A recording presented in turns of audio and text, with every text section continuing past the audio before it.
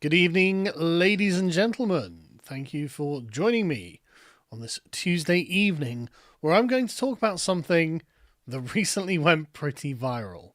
Hello, chat. We're working with the Maori time zone now. Now, as we begin this, I think that actually, with this, a lot of people saw something they weren't very familiar with, and I had the same exact response to start with.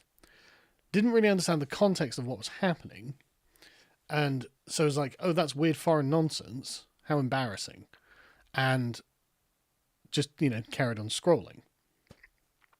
But I think that if we actually look a little bit deeper under the surface, we can actually find some common ground with the Maori and find actually a bit of empathy for their position.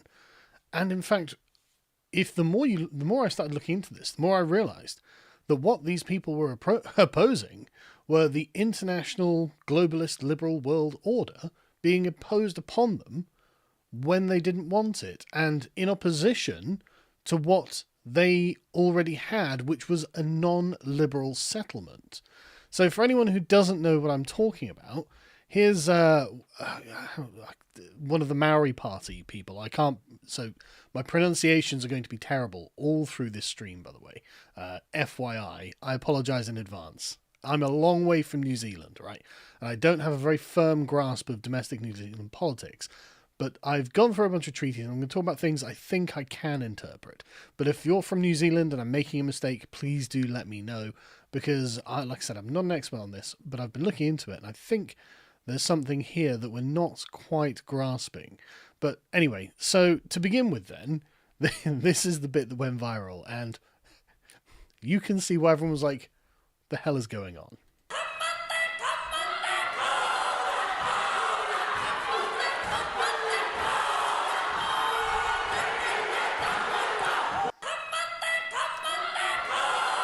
So, anyway, people saw this and were not massively impressed, right? They were like, well, these people don't seem very civilized. I'm not wearing my tie today, I'm afraid, G-Man, that's true. I did actually wear it to the farmers' protest today, but my daughter slobbered on me, and so I had to change. But anyway, people looked at her face, looked at the way they're behaving, and were like, okay, this isn't a very Anglo way of approaching politics. We actually usually have discourse, and we engage with one another theoretically. Again, I think I'm very much overstating this. It's not really what happens. But there's a part in this. There's a part in a different one then, where it cuts to like the speaker, and he rolls his eyes, and he's oh god, this again. And that I thought was a very interesting thing. I wish I could find the clip that the dude rolls his eyes in, but it's not in this one. But the sort of speaker or whoever it is rolls his eyes, and they do their little hacker dance throughout the parliament, and were generally a bit embarrassing, right, to watch. And so it's like, right, okay, but that's what foreigners do, right? That's what foreign peoples do. They do stuff that I don't understand. They look a bit embarrassing, and that's just what they're like, right? That's just the way they are. When in Rome, as it were, and this is in New Zealand, so okay, whatever. I actually wasn't too judgmental about it, and I don't have an instinctive like dislike for the Maori or anything like that. Although a lot of people seem to adopt one because I saw a lot of people going, "Well, look at the Maori's history. Look at this. Look at that," and I'm like, okay, but that's all we get from our fucking leftists, isn't it? Blah blah blah blah blah. 300 years ago, something happened. I'm like, okay, shush. So what? 300 years ago, X happened. Yeah, okay, brilliant. That's actually. I don't feel like making a moral condemnation of the people existing now because of something that happened in the past, unless they're still doing it now, which they might be. Actually, I don't know, but I'm going to give them the benefit of the doubt and suggest they're not. Basically, what I'm saying is the sort of historically negative narratives of people that I saw a lot of people on the right concocting to cast aspersions and look down on the Maori, I think are actually not the right thing to do. I think we can look down on whoever we want, but we don't need to frame foreign peoples as entirely bad. We don't need to just pour scorn and condescension. In fact, like, maybe this is the old British imperialist in me talking. In fact, generally that doesn't work towards harmony between different groups of people. It actually exacerbates it. And I have to admit, it was Americans who I saw doing this. Whereas, like I said, from a British perspective, okay, well, look, guys, we had an administered global empire. Yeah, they act weird, right? This is something, as Americans, you're going to have to understand. The foreigners act weird. That's just what they're like. Yes, you're better than them in your mind. I agree. Like, you don't need to feel insecure about it. It's totally fine, right? And so I understand that this has blown up into a massive protest. Now, the farmers' protest today probably had about 20,000 people. So actually, it wasn't that big, but it was still pretty damn big. Well, apparently, and that's in a country of 69, 75, something like that, million people. In New Zealand, they had 40,000 people protesting their parliament against a controversial bill which seeks to reinterpret the country's founding document. And we'll get onto that in a minute. So just to show you the scale of the depth, the size, the scope of the depth of feeling, right? No, dashing rogue, right? No. Ape men are those who prefer loincloths over suits and they need a better cult. No, we aren't liberals. We aren't here to make them like us, right? We are as we are. We wear the suits. They wear the loincloths. That's totally fine. I'm not asking you to wear a loincloth. No one's asking you to wear a loincloth. But we aren't here to fix the world. We aren't here to make everyone live like us. This is what the liberal does. And actually, I think the problem with the modern world is liberalism. And I think we need to recognize that, because that's the formatting, the global homogenization of the universe. Like, it is making everything the same. No, it's fine. These people are strange barbarians, right? They live in a weird way. That's fine. That's theirs. This is ours. And actually, the distinction between groups is a valuable and necessary thing. And it informs actually all of those, it resolves all of the issues that we're having with liberalism, which treats people as being interchangeable, universal, fungible things, where it presupposes that we were basically all the same before we entered into a society. That's not true. People are all different, in fact, and these differences aggregate in groups, and it makes sense to deal with group differences. And this is what 40,000 Maori arrived at their parliament to protest. They were actively protesting the liberal view of what a human is. Of course, they're not going to articulate it like this, but philosophically, this is what this boils down to. And like I said, I was doing some reading into this, and I was like, oh, I think the Maori might be based. Like, I realise that that's an unusual thing. Now, I appreciate that many people on our side, many of the sort of Anglos or people of European descent, have been browbeaten a lot by foreign cultures, by liberals, by progressives, by leftists, who are trying to suggest that foreign cultures are superior to our own. Now, just as a quick side, I think discussing things like cultural superiority and inferiority is actually not very helpful. Now, I'm not saying that it can't be done, but the problem is the metrics that you choose are basically culturally particular to yourself. So it's very rare that someone will say, you know what, my culture sucks. Their culture's way better. And when you arrive at that position, you tend to look at yourself essentially as a rabid leftist with an out-group preference. It's totally normal for everyone to have an in-group preference, regardless of the superiority or inferiority of any group. And again, when you get into that kind of discussion, suddenly you're talking about objective metrics, which kind of miss the point of belonging to a group. You don't belong to a group because of its objective metrics, because the GDP of one country is higher, one group is higher than another group. That's not why you belong to them.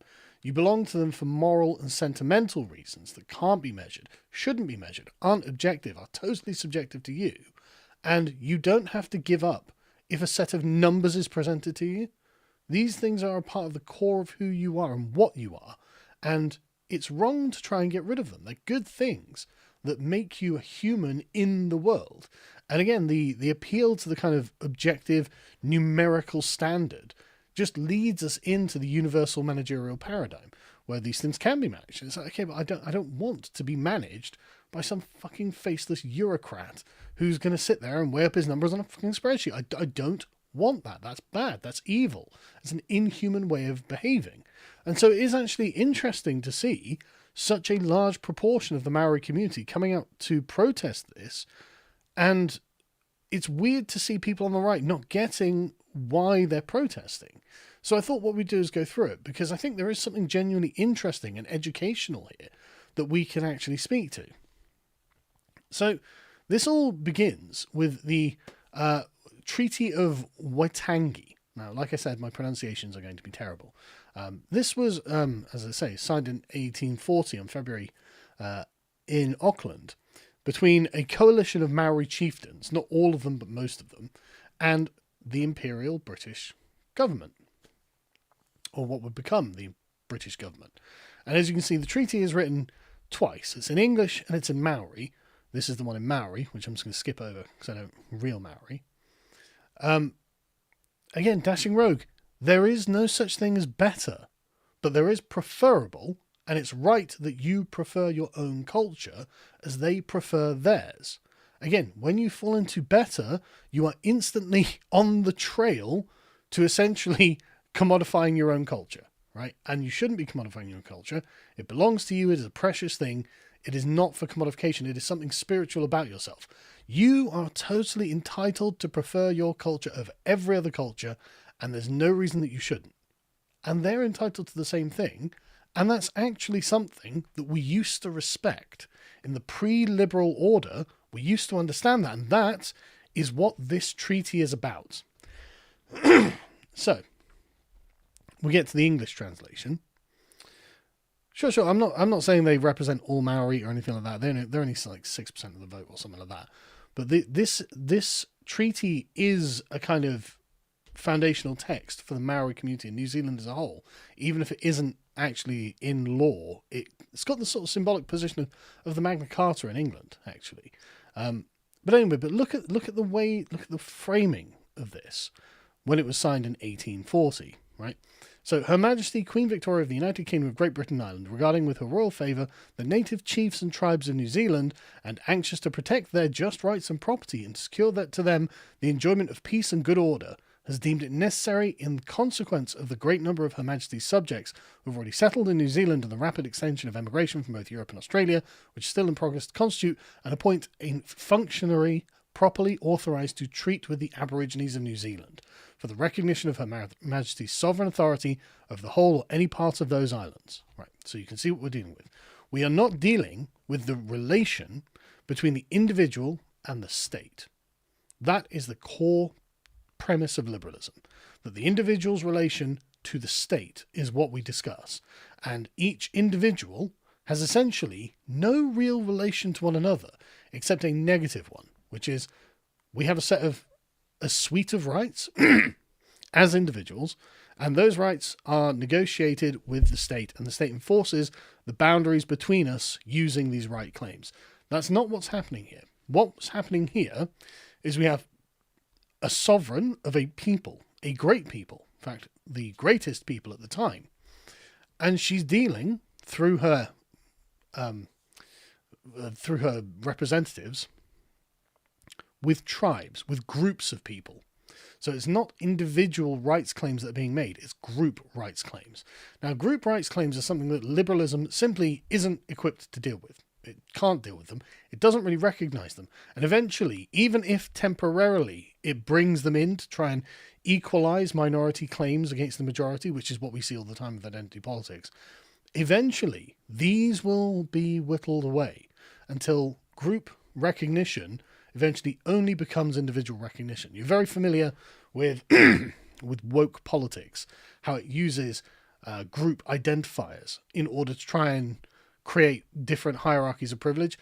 That is true, but that's a temporary way station on the goal, on the journey towards the goal of absolute atomization. And that's one way that they break down previous group claims.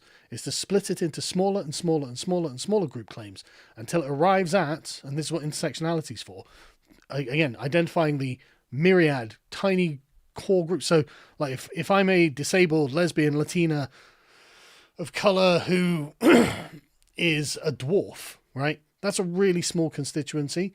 We're almost at the atomized individual there. There isn't, I mean, there are lots of other things you could, but from a practical political perspective, there's not much else that I need to identify a very narrow constituency.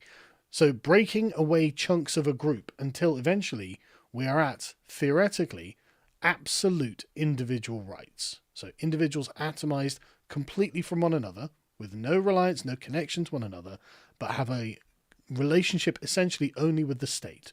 That's the end goal of liberalism, and that's not what is represented here. What is represented here is a relationship between the chiefs and tribes of New Zealand, who have signed this treaty, and Her Majesty the Queen of the United Kingdom, and of course her peoples. So this is very interesting, and so the it's quite a short treaty. Sorry about this.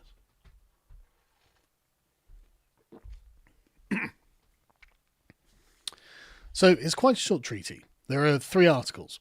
The first one just says, well, look, Her Majesty the Queen of England, absolutely and without reservation, all the rights and powers of sovereignty, which the said confederation or individual chiefs exercise, may be supposed to exercise or possess over their respective territories and the sole sovereigns thereof. So basically she's saying, look, I guarantee that you control whatever tribal lands that you have. The article, the second, is that she guarantees the full, exclusive and undisturbed possession of their lands, estates and forests and fisheries, and etc. So they'll have their property, and that's not going to be messed with unless they sell it to the crown, or between the respective proprietors and persons appointed by Her Majesty to treat with them. So, interesting. And again, calm down about the Maori, right? You are not getting what they're doing here, right? But trust me, you will by the end of it. But yeah, the hacker is super cringe. But that's okay. Foreign peoples do strange foreign things, right? Just got to understand. Article the third. In consideration thereof, Her Majesty the Queen of England extends to the natives her royal protection and imparts to them the rights and privileges of British subjects. So, again, these are not universal human rights. There are people with rights and privileges that the British Crown is obligated to uphold using her empire, her law, and her military. And there are foreigners. There are people outside of this dominion of grace. So that we have group of people, we have an arrangement, a settlement that creates a connection between them, which is this treaty, which defines the terms of their arrangement. And the fact that the Maori are protesting in favour of this suggests that it was quite a good settlement for them. No, Jim, I'm not using liberal incorrectly. You're using incorrectly. I can get onto it later, but trust me, I know of what I speak. I'm using liberal in the philosophical term. And from the philosophical perspective, America is the quintessentially liberal nation, whereas Britain kind of is and kind of isn't. It's always had a very strange relationship with liberalism, but I'll get into that another time. Sorry, I keep coughing.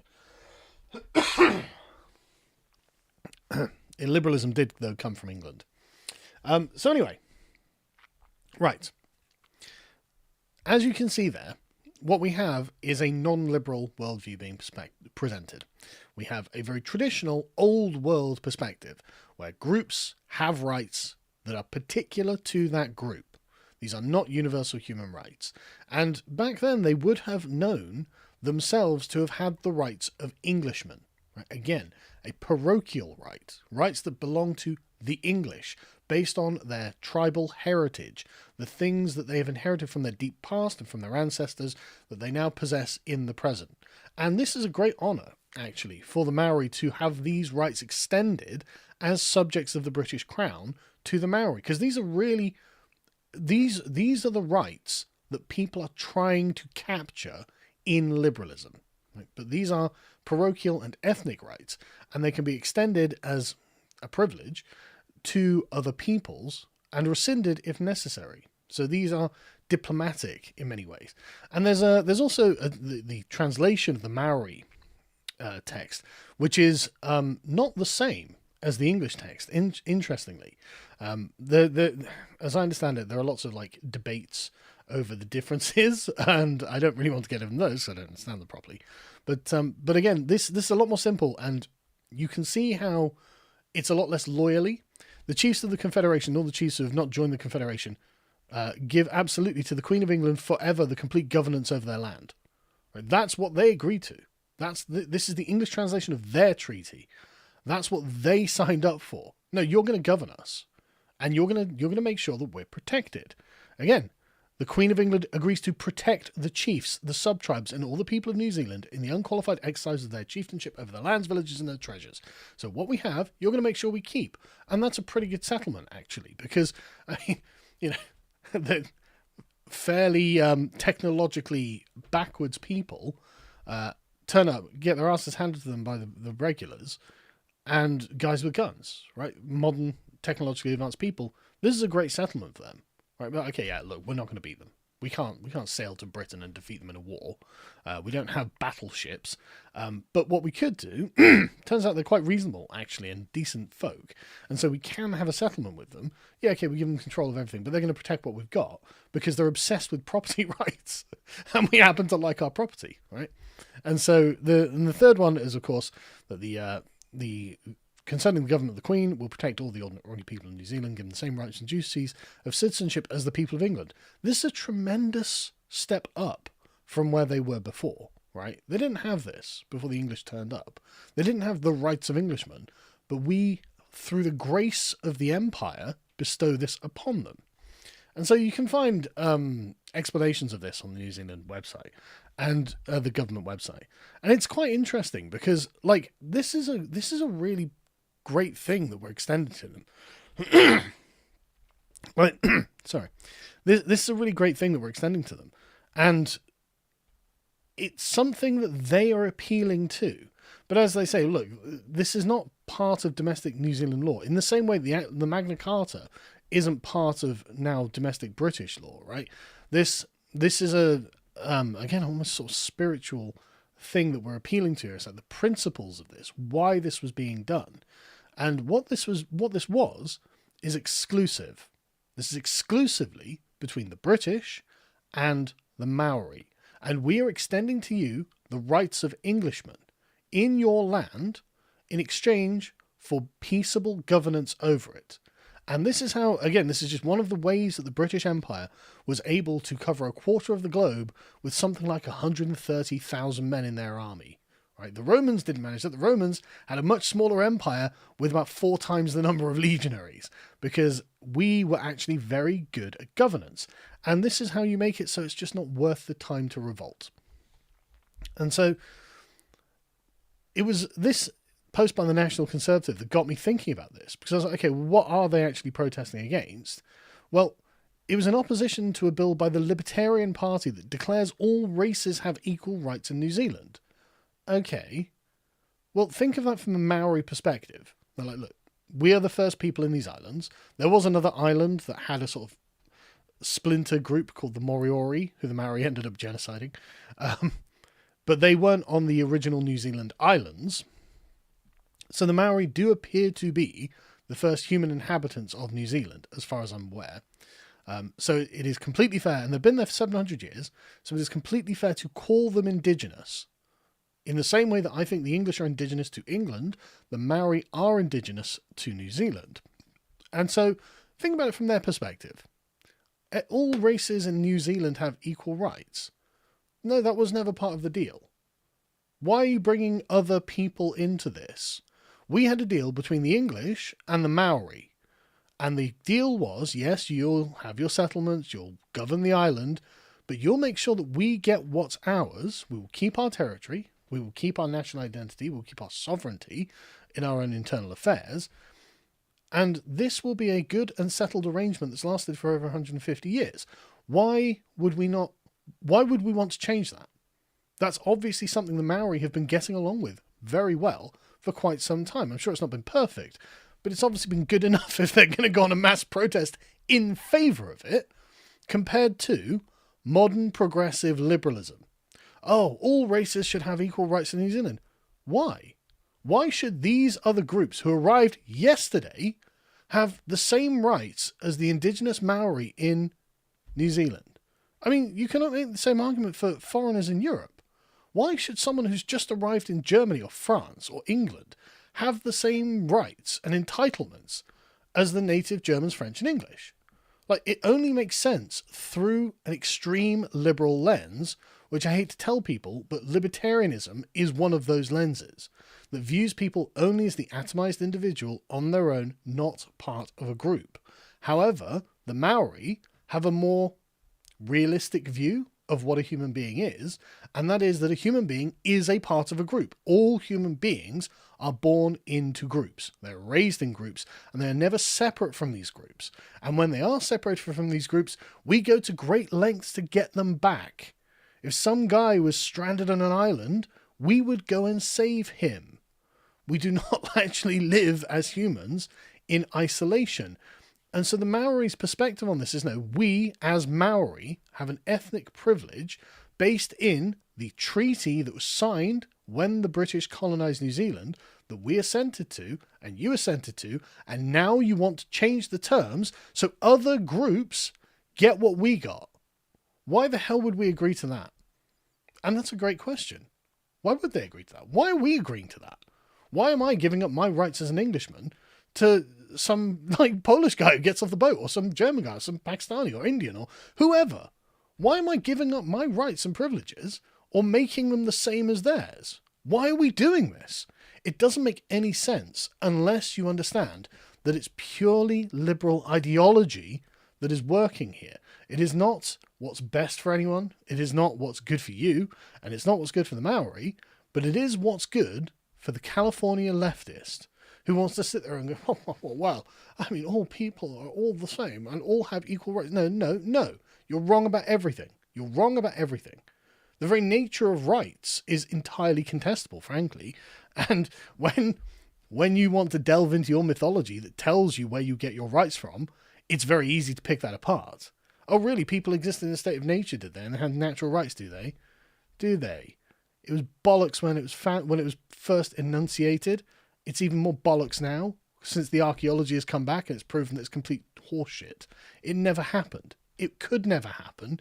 And yet, all of our modern liberal assumptions on reality are based on this total fiction. Whereas the Maori understand themselves to have 700 years ago come across the sea, landed and settled in this place, made it their own, and then a giant invading power came along and they lost a war to them and made an appropriate and righteous settlement with these people as Maori with the British, and this is totally worth keeping to them. And so this is the basics of this bill, right? Most of it is pretty much the same, right? They do still recognize and respect the rights the Maori have. However, if those rights differ from the rights of everyone, the subclause 1 only applies if those rights are agreed in the settlement of the historic treaty claim. Okay, fair enough. But the next one, everyone is equal before the law. Everyone is entitled without discrimination to equal protection and benefit of the law and the enjoyment of the same fundamental human rights. Again, the Maori understandably see this as a kind of reduction of their privilege as the first people of New Zealand, which was part of the reason that they gave their assent to British government. And so I'm actually I completely understand why they're protesting this. Like what they're protesting is the liberal homogenization of the world. Yeah, no, I'm against that too. I think that people do live in groups, and I think that actually it's fine for them to live as they live, and I'm going to live as we live, and we should have an accord, we should have a relationship, rather than have some bureaucratic manager impose a singular standard on us all that we all have to live by. Totally fine. And this is something that, again, you can find so many examples of this. This mindset, right? Because that's what we're talking about here. We're talking about a mindset. Charles Napier has a great quote. When the British had conquered India, the Indians were like, okay, I can't remember the name of the custom, but the Indians are like, well, the husband's died, the wife's going to have to be burnt on a pyre now. And Napier has got a great quote. He's like, oh, be it so. This burning of widows is your custom, prepare the funeral pyre. But my nation also has a custom. When men burn women alive, we hang them and confiscate their property. My carpenters shall therefore erect gibbets, on which to hang all the concerned when the widow is consumed. Let us all act according to national customs. That is, what that is saying, no, look, we are the powerful nation. We have our customs. You have your customs, and we will respect your customs, and you're going to hang for them because they violate our customs. Maybe we can come to an accord on this. There's probably a quote about the Maori eating people that some New Zealand Britisher had with them as well, right? But you can see, again, it's two different. We're not talking about the relationship of the individual to the state. What we're talking about, or the individual to law, what we're talking about is how groups of people who are different are recognized and recognize one another's differences and get along. And again, this wasn't ancient history. This is in the 19th century. This is 150 years ago. This is not something that is beyond the bounds of modern thought. These were the people who were inventing the modern world. And just to be clear, the Maori are not in favour of mass immigration for this very reason, because why would they be? Why would they want loads of foreign people, again, not from Britain, not even from Europe, from countries all around the world, to come and infringe on their personal group relationship with the British? Why would they want that? What do they get out of that? How does that benefit them? And of course, it doesn't. And so there are loads of articles about this where they this is from 2017. And the opinion, there's a particular bit in this that I wanted to read. The opinion in general is that, well, yeah, the Maori are against immigration, but as I say here, immigration means something really different for indigenous peoples who have been subject to colonization than it does for the dominant group. Okay, that's great. So I would say that the English working class as an indigenous people, the Welsh as an indigenous people, their experience of immigration actually means something similar to the Maori experience of immigration then. Right? We are in a similar position, and I actually understand. Maori have experienced demographic swamping. Yeah, actually, as an Englishman, so have I. I've just come back from London. I actually know exactly what they're talking about. That's what colonisation was. Yeah, I agree. If you look at the state of Luton or Birmingham or Leicester or London, we were dominated and disempowered. Yep, that's definitely how it feels. That's definitely how it feels. Now you can say, well, look at that. The door swings both ways. Maybe this is what you get for what your ancestors did. Maybe that's the case. But that's not to say that we have to deal with that. We have to put up with that. The Maori haven't. And actually, maybe this is a good example of why we shouldn't put up with it, actually. So for indigenous peoples generally, the experience of immigration has been different. I agree. Again, if what we would discover, if what we were dealing with is an experience like the United States or Canada, and even then, I don't know if it's entirely different, but we would agree, right? So if you had a giant continent that was essentially mostly empty with scattered native tribes that you were, coming to settlements with or clearing off the land, okay, fair enough, things are different. I'm not saying it's good or bad. It's just not the same situation. But New Zealand is about the same size as Britain. It's not a giant place. And if you've been there for 700 years and then suddenly a bunch of people are turning up and demographically swamping you, I feel it, right? I totally feel it. I feel what that's like because we're going through that right now. And so the Maori are actually giving us an example of how one argues against that in an old world perspective rather than from a modern liberal perspective. And so this is very interesting, actually. And again, why wouldn't they be anti-immigration? What benefit does it bring to them to bring in foreign peoples who don't have the same relationship they have with the British, but will compete for a similar relationship, which will diminish the prestige of the Maori in their own homeland? Why would we want this? And again, we can say something similar because England is probably the last country that's properly occupied by the British Empire. England doesn't have a national parliament. England doesn't have a kind of national consciousness. It seems that the English are just not heard by the remnant imperial apparatus. And so as an Englishman, I'm kind of looking with a bit of envy at what the Maori are able to push to the fore here and say, no, we don't want our land swamped with foreigners. You were bad enough, but at least we got a decent settlement with you. And we were happy with that for 150, 170 years, whatever it is. No. I don't want millions of people from India or China or Africa or wherever coming to my home. I don't want that. And yeah, no, I think there's something to this, right? And so polls have, for years now, shown that Maori dislike Asian immigrants more than any other group of New Zealanders. Asians are blamed for taking jobs from Maori. Again, is this ringing any bells to the working class people of the Western world? Just out of interest. Anyone who works in tech or tech support. I used to work in tech support, like, and those jobs are gone, aren't they? They've been outsourced to India. Anyone hearing any of this, they're unhappy that they're driving the Maori to Australia. That's interesting, isn't it? So the Maori are like, no, I'm just going to have to leave. Why? Why the hell should the Maori feel like they have to leave New Zealand? Right? The migrants lack understanding of the Treaty of Waitangi and competing for cultural funding. Why the hell should they? Why is it that, again, I mean, do I think that a single migrant that arrives in England every single day, if you ask them, assuming they can speak English, what's the Magna Carta?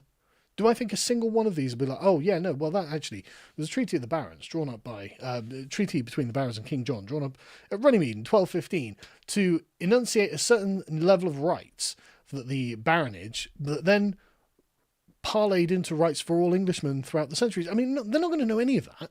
And the Maori have got the same problem with the Treaty of Waitangi. So no, this is a relationship between the Maori and the British state. Who the hell are you and why are you here? So they say the diversity of New Zealand is beginning to undermine the investment we have in biculturalism. That's right. Multiculturalism is now a bunch of other groups popping up who see the group rights that the Maori have and say, well, why don't we have group rights? And all the libertarians can do is say, well, no, you've all got individual rights, which satisfies bloody nobody. And so, like I said, they don't like them because of competition for the labour market, competition for cultural resources. Why are you introducing a bunch of foreign competitors into our society? Say the Maori, and that's a reasonable question. Why are they doing this? And I know that this is a right-wing issue. I know this makes the Maori full-on far right, just to be clear, because the Guardian are writing articles going, well, hang on a second, Maori. New Zealand's migrant boom is good news for us Maori. It empowers us. Well, that's clearly not what most of the Maori protesting think, is it? I suspect this is a vanishingly small minority of Maori that do think, oh, it's great that we have a bunch of foreigners here to compete for the resources and jobs that we were getting. Like, what a brilliant thing to happen. No, obviously this is a bad thing, but at least they admit that it's happening now. There's always a Guardian article, right? There's always a Guardian article that's like, yeah, this bad thing that we were denying that was happening until now, well, it is happening and it's a good thing. If you want to know what the good thing for you is, just look at whatever the Guardian's taking it on it is, and just go for the opposite. Just go for the polar opposite. That's the thing that's in your interest. Anyway, so various Maori doctors are saying things like, look, immigration has been used to strategically disempower the Maori. Again, apply that to Europe. Has immigration been used to strategically disempower German people, French people, Italians, Spanish people, British people? Has been used to disempower Americans, Canadians, Australians? Yes, that's what the global order is doing. The global liberal order is bringing in people to disempower the native group that have a group sense of consciousness by applying a set of quote-unquote individual rights to people who customarily never had them. It's again, completely clear as crystal to these people, and they're not wrong. And so the Maori were like, well, hang on a second. Why are we standing for this? And this Maori party, again, this doesn't represent all Maori or anything like this. They've only got like 6 seats in the parliament or something like that. But that's not nothing. But this Maori party have had to apologise for essentially their far-right rhetoric, right? And as you can see, they got completely cuckolded by the left on this. So they say, I can't pronounce this, but the party leaves no one behind. We do not stand for xenophobia and racism in any form. Okay, what's the treaty based on? The treaty is based on the group dynamics between the Maori and the British, right? ultimately a liberal will say that's racism. We wholeheartedly apologise to our migrant and refugee wahanu for allowing harmful narratives on our website. Thank you for holding us to account. Should not have taken this long. Oh man, that's actually sad to see, isn't it? Right? This native indigenous group is standing themselves saying, no, we matter as the people that we are, a people. And they had to take this off their website, which of course you can look up through the Wayback Machine. But basically the argument that they were making is they were saying, well, hang on, we get, again, they call it indigenous first. Indigenous first. Britain first, France first, Germany first, America first. Well, Maori first for the Maori, obviously. Israel first for the Israelis, obviously. But not if you're a liberal, not if you're a left-winger, not if you're a globalist who believes that fundamentally all people are basically the same. And they had to bend the knee on that one. Well, I don't agree. I think they should have stood up for it, actually. And of course, they're getting the full-on immigration experience that the rest of us are getting. Obviously, the global order needs just manpower, bodies, labour, and it doesn't care where it gets it from. It doesn't care if it ruins the prospects of the Maori, like they don't care if they ruin the prospects of the English working class. They don't care. They don't see you as a group with a history, temporally situated on a continuum that has itself dignity and value, sentimental worth. They don't see any of that. What they see are numbers on spreadsheets, and they just want to move one block to another, and it doesn't matter to them what they destroy.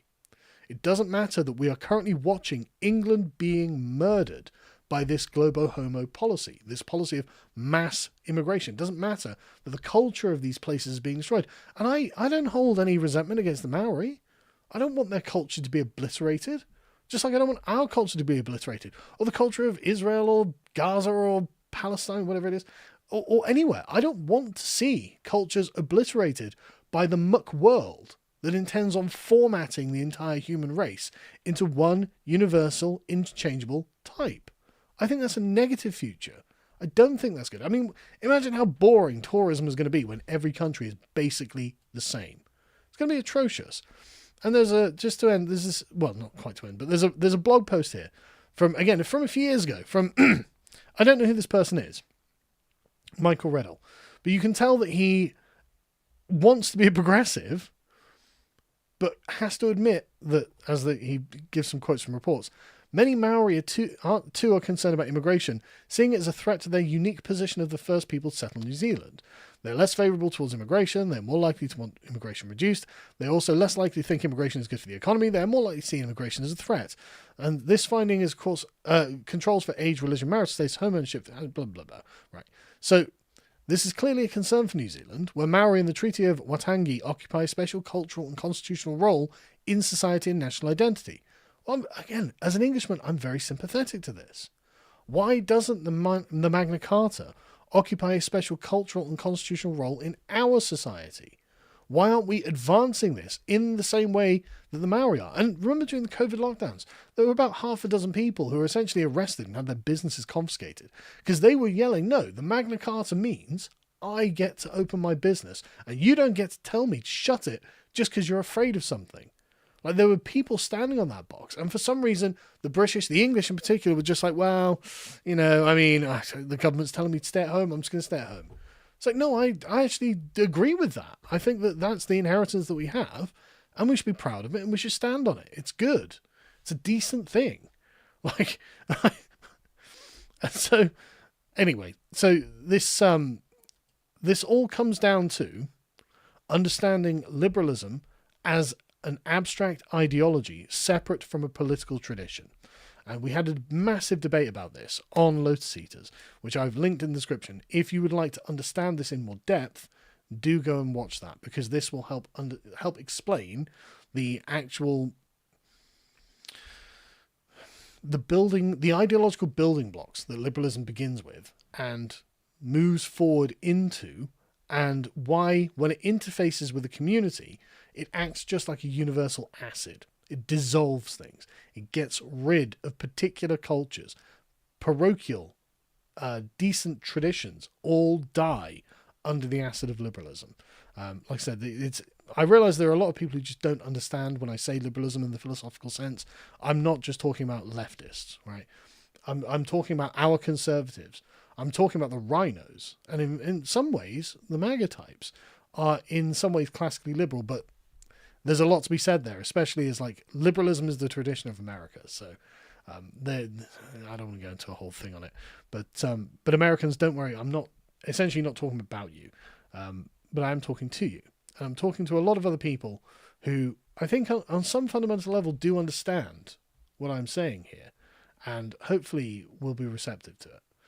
I don't think the Maori are the villains here, even if they are cringe. But of course they're cringe. Look, they're foreigners. They do strange foreign things. When I go to France, I'm like, God, the French are cringe. When I go to Germany, I think, God, the Germans are cringe. Of course, when we see the Maori doing their thing, we're like, God, they're cringe too. Let me get the super chats up, and I'll go through those. I realise this is a bit of a left field thing as well. Like, this is a bit of where the hell does this come from? But like I said, I was going through it, and it's just like it's not as simple as it looks, and a lot of people are essentially framing the Maori as like I saw this in fact I saw this thing here, right? Your universe has no meaning to them. They'll try not to understand. They'll be tired. They'll be cold. They'll make fire with your beautiful oak door. To most of the newcomers, to most of the foreign peoples, this quote from Camp of the Saints would be correct, right? So to the foreigners who have actually arrived on boats or arrived on the planes, who don't give a damn about our cultural heritage, our cultural history, that would make sense. However, in this case, that doesn't make sense because the Maori are specifically appealing to our cultural history and heritage because they themselves aren't immigrants. They are saying, no, we want what Queen Victoria promised us, which is the rights of Englishmen in our homeland. They actually do understand that our universe has meaning. It has provided them with security for 150 years, and they're objecting to you trying to take it away. Now, I'm not trying to call out this guy. I like this guy. I like, pretty much all the people I'm contradicting here are people on Twitter that I like, right? So I hope I don't want to come across as condescending or aggressive or anything like that. I'm not trying to start any drama. But I think that we're looking at this wrong because we thought, because a lot of people think, these are just immigrants. No, they're not immigrants. And actually, they're appealing to an imperial way of life rather than a social contract way of life. And I think actually it'd be better to live in an imperial manner rather than a social contract manner, because actually things worked quite well until we became social contract liberals. And actually, I think we should abandon being social contract liberals and go back to understanding that different groups are different, and we can have relationships between the groups that work well for the groups themselves. And when we try and break those relationships, the groups will come out and protest in mass numbers and say, no, you're not breaking this. We're having this and we're going to keep it. And I think that's great, actually. I think there's something really useful and something to it. But anyway, let me have a quick drink and I'll go through your comments. Thank you for the pound, Agnes. Revenge Society says, would you ever leave England? The UK looks pretty grim over there. No. Like with the Maori, I don't. This is where my ancestors are from. My ancestors are from Wessex, apart from the Welsh ones who are from Wales, but I don't live in Wales. My English ancestry is from Wessex, and I'd like to stay here. Thank you. Things are pretty grim at the moment, right? Things are genuinely quite grim. I am genuinely worried that the law will just come for me because I've said something non-liberal on the internet. But I don't think I should be forced to adopt a philosophy if I don't agree with it. And I don't agree. And it was after going and getting a degree in philosophy, and one of the main things, basically a degree in philosophy is study of the liberal canon. After realising that the liberal canon's bollocks, and I don't think it's correct in any way, I'm going to stick to my guns on this. I think there are other ways of conceiving of ourselves, and being a part of a situated people is a perfectly normal, natural, rational way of doing it. And this is what the Maori are arguing for as well. And so I find myself not in disagreement with them, actually. But G-Man, yeah, where's my tie? Yeah, I did wear the tie to the farmers' protest today, right? The thing is, it was insanely cold. You can't really see it 'cause I'm wearing a big coat. And my daughter slobbered on me when I got home because she's still got a runny nose. So I had to change. But I'm wearing my nice Islander t-shirt, so it's just almost as good. Almost as good. Your boy Fargoth says, "Be careful here. Many leftists oppose lib globalization like the Zapatistas. They're not our friends." That's true, but the Maori aren't communists. The Maori, again, at least these protesters, they're appealing to imperialism.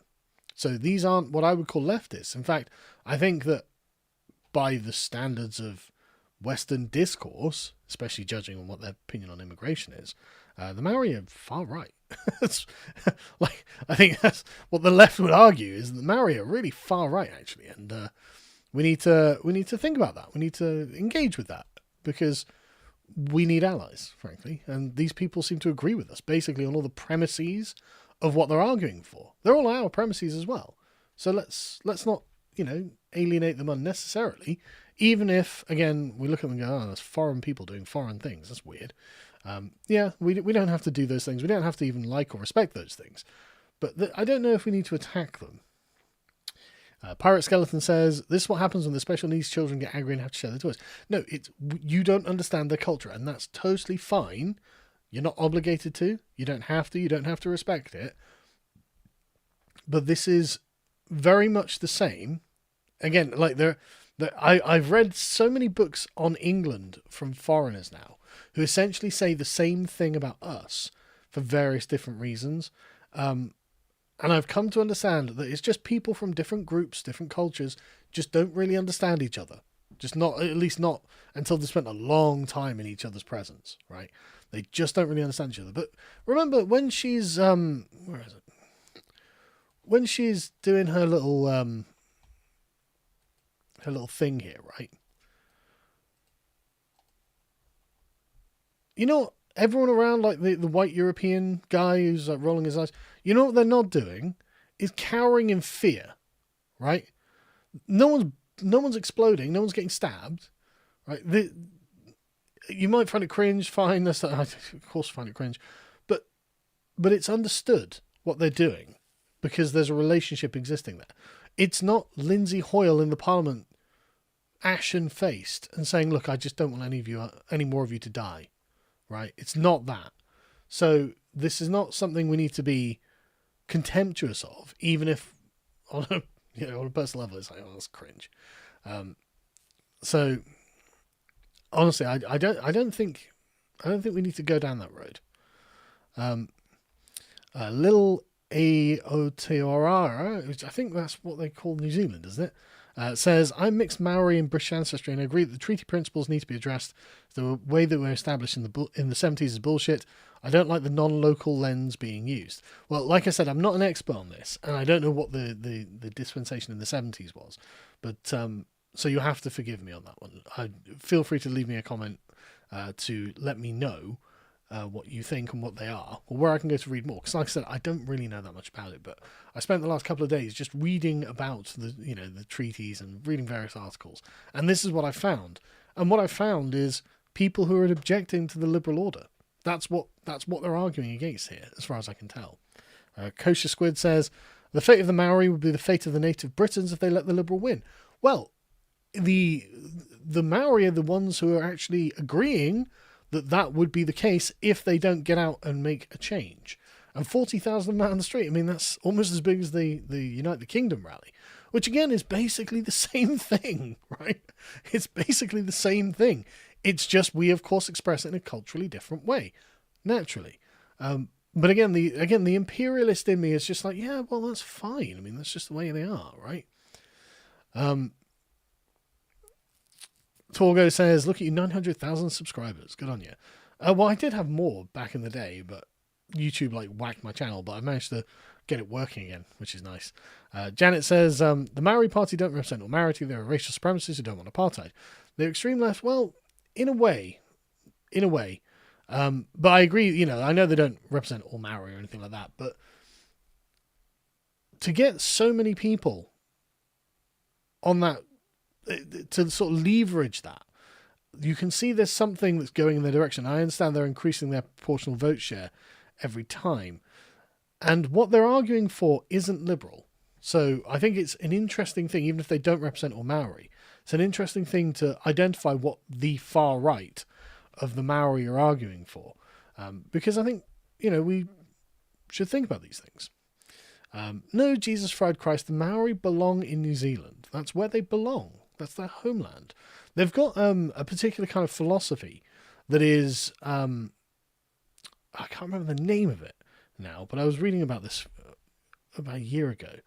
I was doing my dissertation actually, because what it is a philosophy and a locale, and so it's a philosophy that's it's particular to New Zealand itself and the Maori and their time and the continuum of having been there. I can't remember the name of it, but it was, again, it's interesting. It's not for me because I'm an Englishman, but like, it's for them. Not a band account says free the Maori. New Zealand cannot keep them in change. Well, I'm for the far right of the Maori rising up and enforcing this.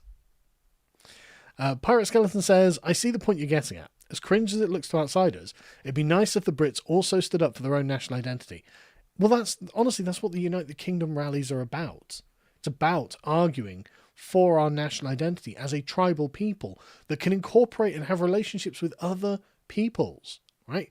It's like, because at the United Kingdom rallies, there are people complaining, well, look, what are these Sikhs doing there? What are these Africans doing there? It's like, they're people who respect us as the people that we used to be.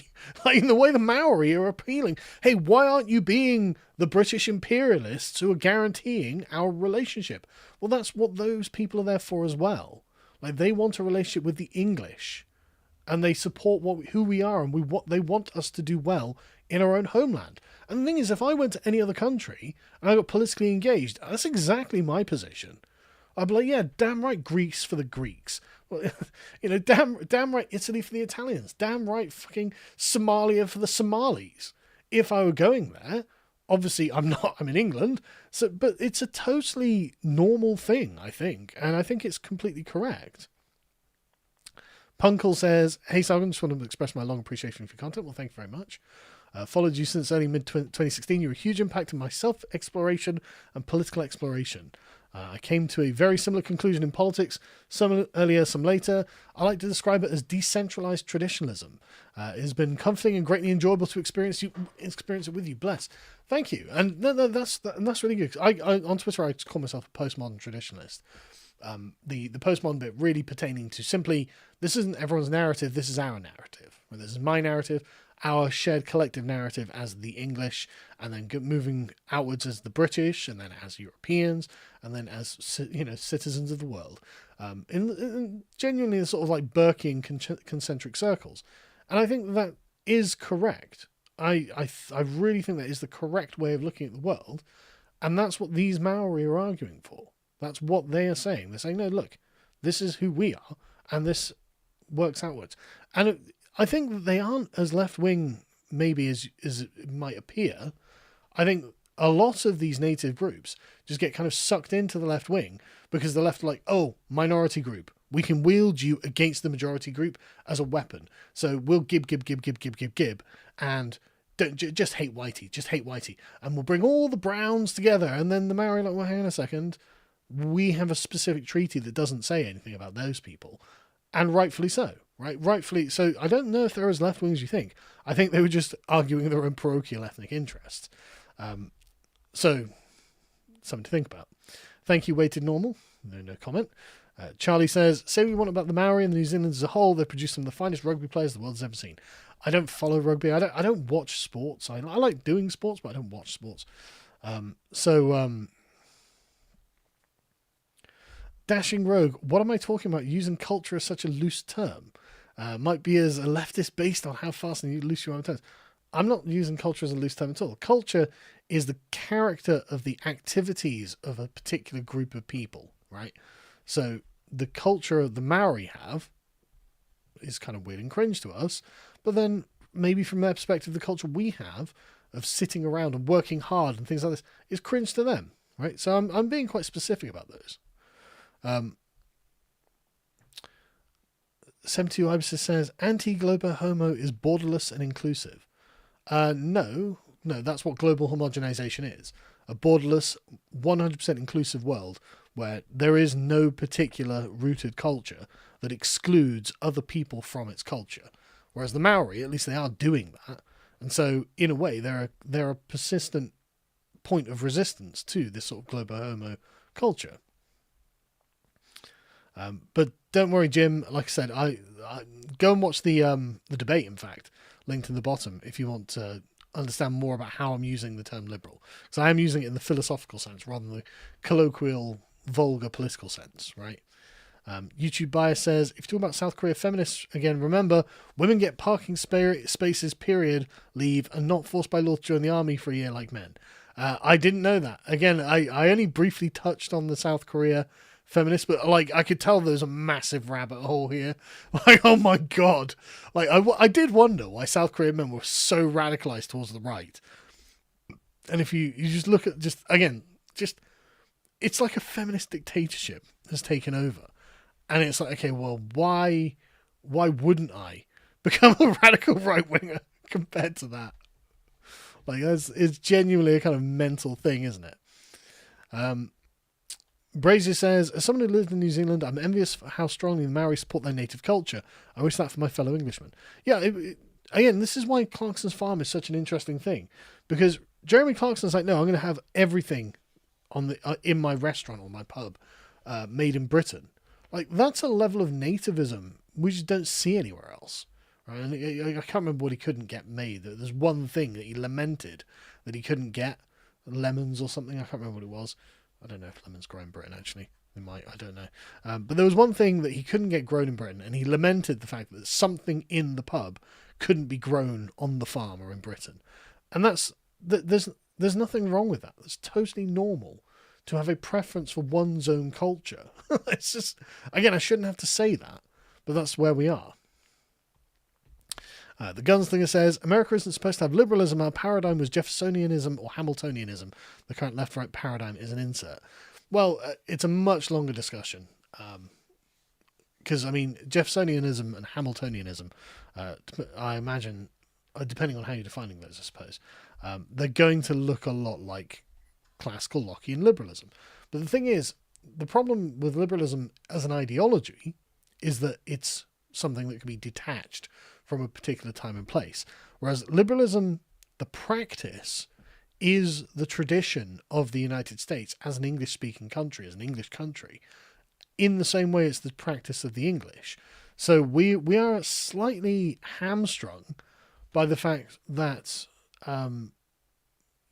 we have trouble resisting the good things that liberalism promises, because we do want those things. We want those things in a situated tradition rather than abstractly defined and given to us by bureaucrats, basically. Weighted Normal says, it's not good to have two classes of citizens. Well,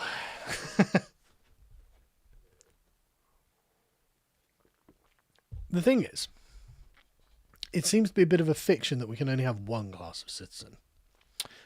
It seems that there's no good example anywhere of there being a country that has only one class of citizen. And so essentially what we're doing is lying to ourselves.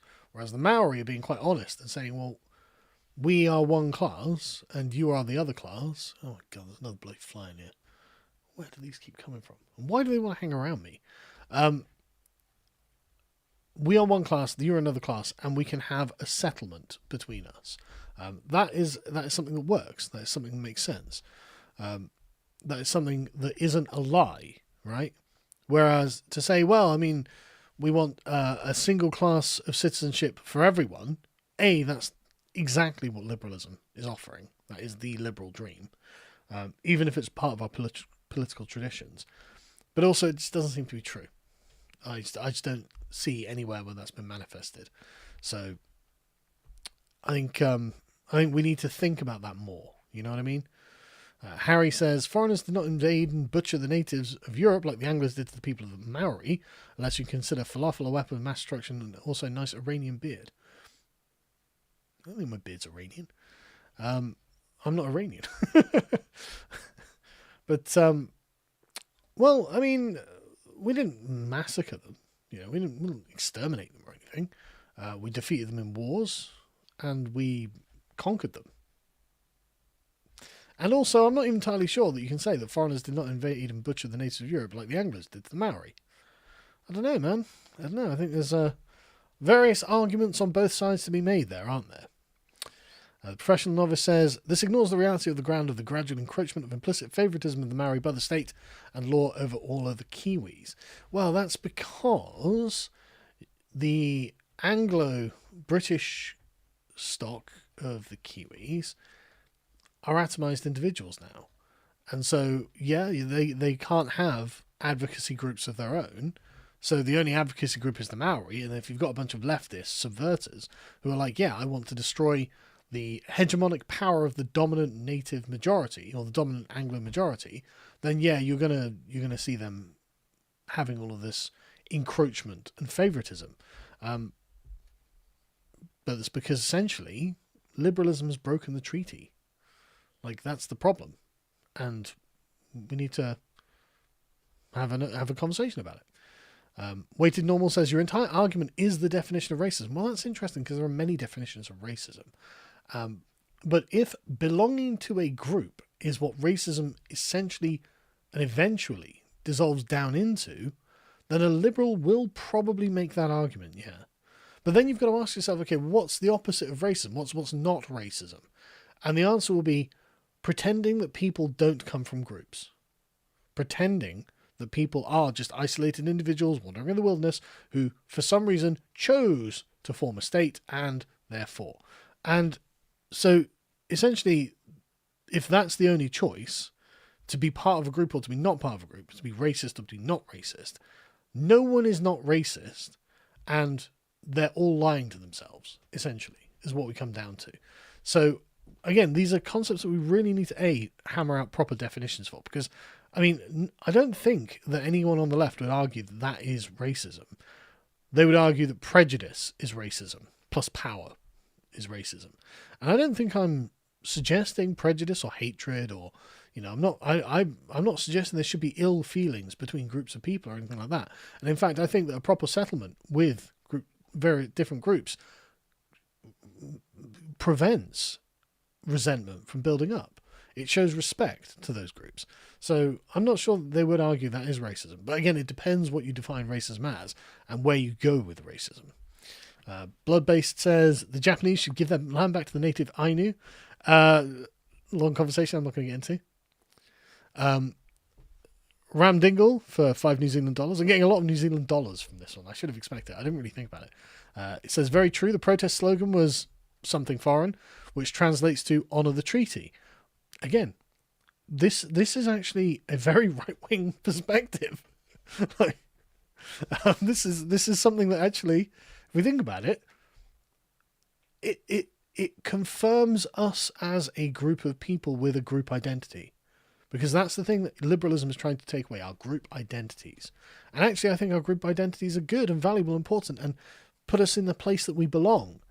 And so when they say honour the treaty, what they're saying is be the thing you were supposed to be. And actually, I feel like kind of being the thing I'm supposed to be, actually.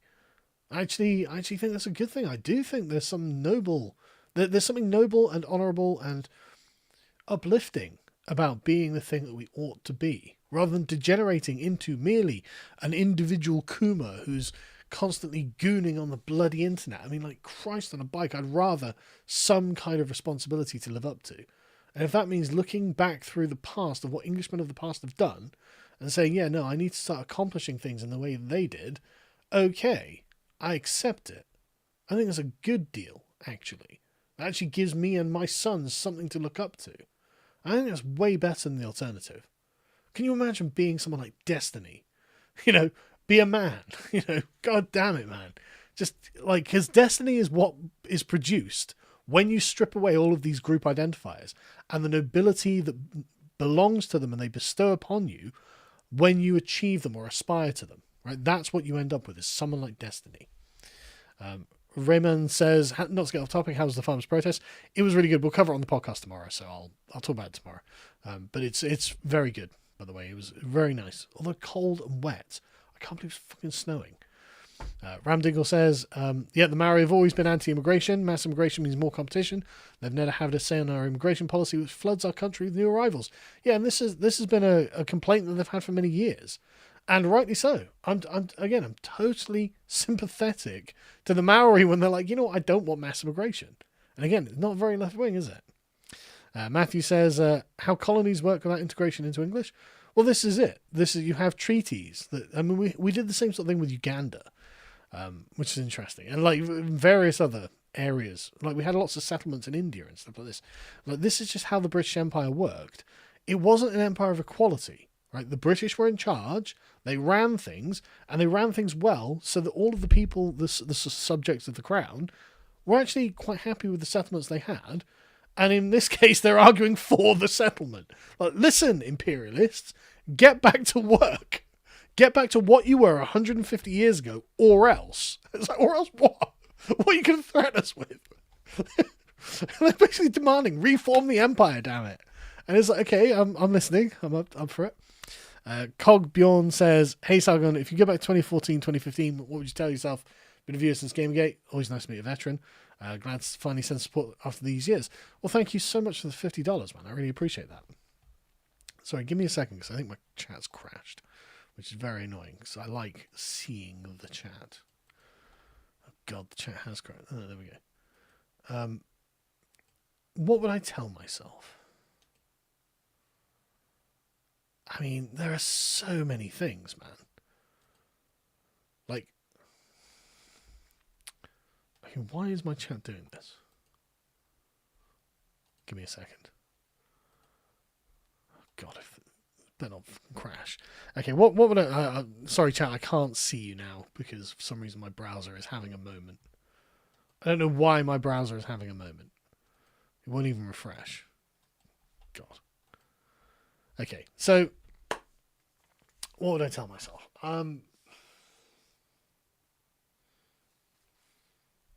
Invest in Bitcoin. One of the things I never did was invest in Bitcoin, which is very disappointing in retrospect, isn't it?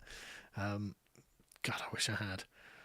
But on a personal level, I guess like every man, I was nervous about getting married. But my married life has been very good. I'm very happy. So don't be worried about being married. You'll be very happy. Don't be worried about having kids. You're very happy with the kids, even though sometimes they're stressful. It's not perfect, blah, blah, blah. I always want to caveat that because there are lots of people like, oh, well, having kids is difficult. So yeah, everything in the world's difficult. Okay, anything good worth having is difficult, but there's so many good things that come out of it. Like I got back from the protest today, and the 3 elder ones were all at school, and so it's just me, my wife, and my 2-year-old, and it was just such a wonderful little afternoon. I was, just playing with her, just throwing her around and tickling her, and she's just having a great time. She's like, oh, Daddy, she doesn't speak properly, but she's like, shoving something in my face that she wants me to play with her and stuff like that. It's just like, this, you don't understand until you're living it, just how great this is. So don't worry about it. Don't sweat it. You'll be fine. Don't make jokes about Jess Phillips. just don't. I probably wouldn't do that if I had the foresight. I would have. No, don't bother. It's not, it's not the world's biggest deal. It's just not really worth the effort.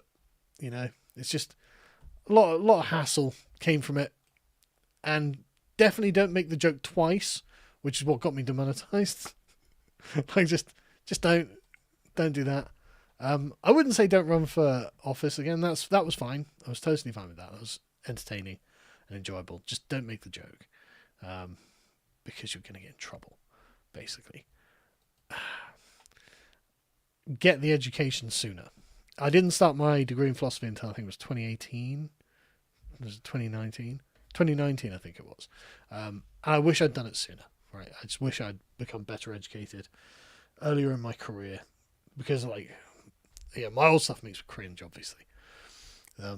But that's about it. I guess there are personality conflicts that I could warn myself about, but I think it's probably important to go through those and experience those. Yeah, again, you can't not do them and grow as a person.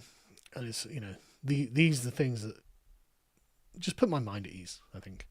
Generica says, the Maori at least have a sense of themselves as a people. The English and the British diaspora in the colonies do not. Precisely the point. Exactly the problem, in fact, that we're having is that we don't see ourselves.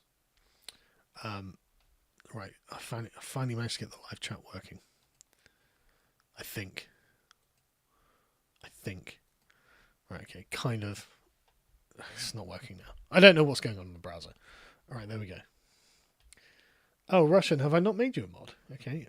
If I can get the browser working, I don't know what's going on with it. It shouldn't be a problem. Like, if I can get the browser working, I'm trying to make you a mod. I can put you on timeout.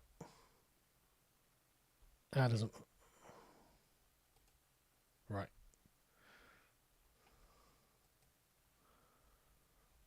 I don't know if that's going to work.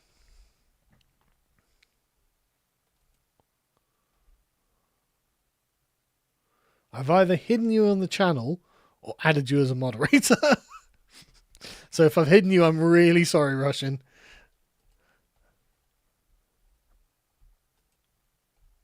Right. Nearly there. Again, I don't know why my browser is acting in such a bizarre way. Like, it's just really laggy for some reason. I think I've done it though. Right, yes. The Olive Longford says, hello, any advice to an Irishman with non-political misses disturbed by the comeback kid in the US? She only has access to the Kool-Aid. Yeah, I think my advice would be basically I would point out that the media's a bit deranged when it comes to Trump. I would try and be a bit nonchalant, be like, yeah, I'm not really sure they're reporting all of this fairly. And I mean, just point out, so how good were things back in 2018, 2019, like economically, world stability. And what's interesting is that Trump governs in the same way that the sort of imperial monarch governs. Like, Trump was like, no, I'm going to have personal relationships with Kim Jong-un, with Vladimir Putin, with all of these people, and they're going to know their place in the hierarchy. And this is why, as soon as Trump came back, like I talked about in the stream, as soon as Trump, right, I'm back at the top of the hierarchy, everyone was like, fall into line and go, oh yeah, no, I know exactly where I'm supposed to be. And when the hierarchy is broken, then people don't, and they start acting out. And it's the same in a household, it's the same at a national level, and this is what the Maori are arguing for. They're like, no, you belong at the top of that hierarchy, so fucking sort it out and make sure these people don't get what's ours. And again, I don't think it's an unreasonable request.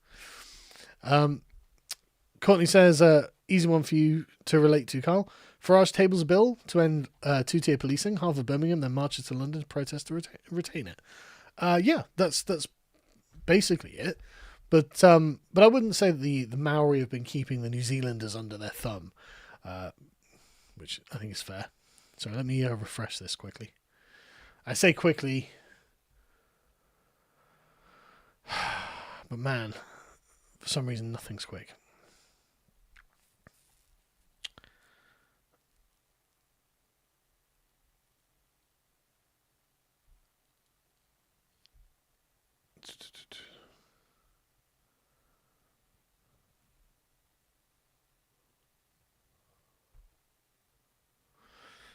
Yeah, no, I appreciate, Marshall, that the protesters don't represent most Maori or anything like that.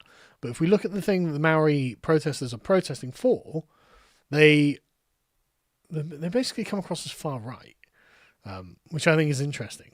And I understand that on most things, they're going to seem leftist, right? I can't read that way to normal. But I honestly think that's because the right has just not been able to understand what's being argued for and have a narrative in place that is more appealing than the left-wing narrative, right? And I think it's this kind of conversation that we need to have to be able to make them leftist, because I don't think they're a natural leftist. What they're doing is they're viewing leftism as the philosophy of, well, we're going to get our privileges. You're not going to give us our privileges because you're the right, the liberal libertarians are going to be like, yeah, we're going to give everyone exactly the same rights, as is Anglo tradition. It's like, yeah, kind of, but also they're not expecting that, right? And the right could, the traditional right, the imperial right, could have an answer for that is more appealing than leftism. And so it's what we need to figure out is how to engage with people like that. Convincing Reality says, none of this is unexpected. It's emblematic of the demonization of peoples who assert their inherent right to belong to a place and for that place to belong to them in primacy. Yeah, I think there's a real question of this in the face of multiculturalism and mass immigration. I mean, the ancient Athenian perspective on this was just that only only Athenians were able to vote and hold office in Athens. Foreigners could live there, but they were called metics, and so they're just politically disenfranchised. So you couldn't hold office and you couldn't vote. You could work, you could earn money, you could own property, but you couldn't engage in the political process as an Athenian because the polity was for Athenians and not foreigners. Which, if you think about it, is that unreasonable? Like, if I move to another country, do I expect to be entitled to engage in their political process? No. I think it'd be weird. And if they were like, well, obviously you can't run for office because you're not, Indian or something, I'd be like, okay, yeah, fair enough. I am in India or wherever I am. That makes sense. Like, it actually doesn't make sense that foreigners can come over and just suddenly be like, yeah, so I'm going to run for president or prime minister or whatever and get elected. Why would that be allowed? I mean, in America, you have to at least be born in American, and America is the quintessential liberal country, and they still have this, but you don't want people who aren't born here becoming the president, right? Just FYI. Mark says, in between the Maori and the mass immigrants are the European Spians dependents who've been there for centuries. Where do their rights fit? Well, the Europeans were the ones enforcing the rights, right? So ultimately, sovereign is he who decides the exception, as I think it was Carl Schmitt put it. So the Europeans are the sovereigns, as the treaty says, and they just guarantee the rights of the Maori, again, as the treaty says. So when you're the guys in charge, that's not really a question that you need to ask. Make Sonic Great Again says, with 5 years and 1% of America still wears face napkins. Do they? Do they? I never see any masks around here, which is good. Matthew says, you're wrong on the situation. Maori want additional rights over the English/the Crown. The all people is already accepted via the Crown. It isn't about that. Okay, well, I'm happy to concede that I might be wrong. Like I say, I'm reading remote news reports, but as laid out in the treaty, it doesn't seem. I mean, obviously they're arguing for their own parochial ethnic privileges, right? I'm not suggesting they're arguing for equal rights or anything like that. I appreciate they are asking for more rights than other people, but that shouldn't be off the table, right? We should be able to actually think about that because that was what was essentially promised to them in the Imperial Treaty before the liberalisation of the British Empire. And we should be able to think about that. We should be able to discuss that. So again, I'm not arguing that they're for like equal rights or for, they are arguing for privileges because they're an indigenous people to New Zealand. And I think there's something to that, actually. And in the era of mass immigration, maybe we should be listening to that. I mean, like, they've got a point, don't they? Maybe they have a point. Mr. Twisted Frenzy says, my Islander magazine finally came today when I got from work. It was worth the wait. Well, I'm so glad you appreciate it. I'm really sorry about the delay. There was just an issue with the bloody delivery company. And so I don't know what it was. Basically, we managed to get it finally sorted. I think it was their end, though. It wasn't our end. So, again, many apologies. But I'm really glad you got it. I'm really glad you're happy with it. Dan Lopez, what's the biggest change of opinion that I've had? Oh, it's definitely from being a liberal to not being a liberal. Definitely. I just... Liberalism doesn't work. And what it does do to work is basically evil. It's the destroyer of nations, and I don't like it. I like being what I am. Weighted Normal, I appreciate that they're partnered with the Far Left New Zealand. Of course they are. But look look at the situation in Britain, right? The Islamists and the radical communists are partnered together in the Green Party, right? That doesn't make the Islamist left wing. What that makes them is convenient patsies. Well, essentially, like it's an alliance of convenience, right? The the Islamists are not going to start being like, yeah, so now that the Green Liberalist Alliance, Islamist Alliance has taken over and conquered Britain, now we're going to start putting in gendered, all gender bathrooms. They're not going to do that, right? They're doing it as out of political convenience because the Greens see them as like a precious little minority group, the communists, that they can wield against the majority, but they're out for their own. And that's fine. We can deal with people who are out for their own. And there's no reason that we should be like ceding these allies when we could offer something similar that we used to offer and give them the thing that they're looking for in order for us to be the thing that we used to be. I know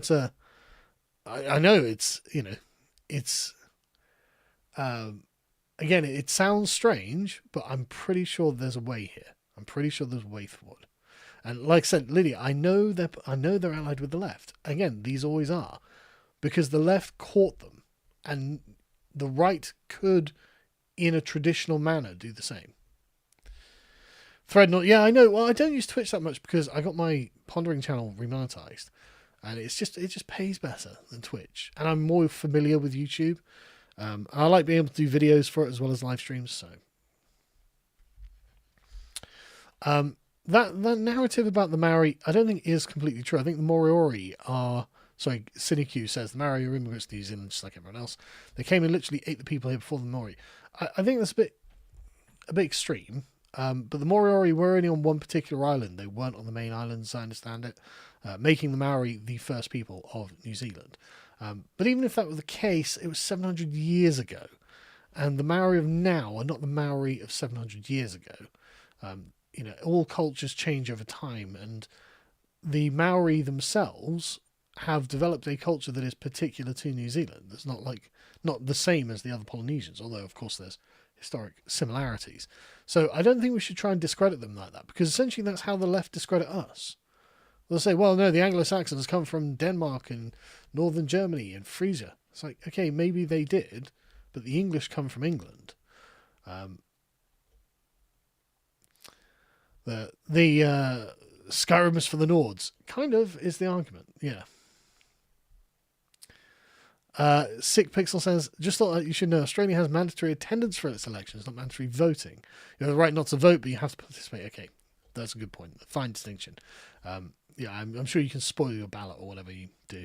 But I'm not against this. Actually, I'm not against mandatory participation. Then, should we say? Because I mean, after all, if you're a citizen, you pay taxes. Maybe you should be voting. Anyway, I'm just thinking about it, right? Solright says the Christianization of the Maori gave them the understanding that, so that they knew the same sovereignty the crown requested was the same word for use of the sovereignty of God. Retrospective reanalysis for a two-tier society. And Jan says the Maori try to find their ancestral culture like the Native Americans do, just like the rest of us lost people in search of meaning. Well, this is the problem with the globalization of the world. Like this, it genuinely sets us adrift, and it's a real problem.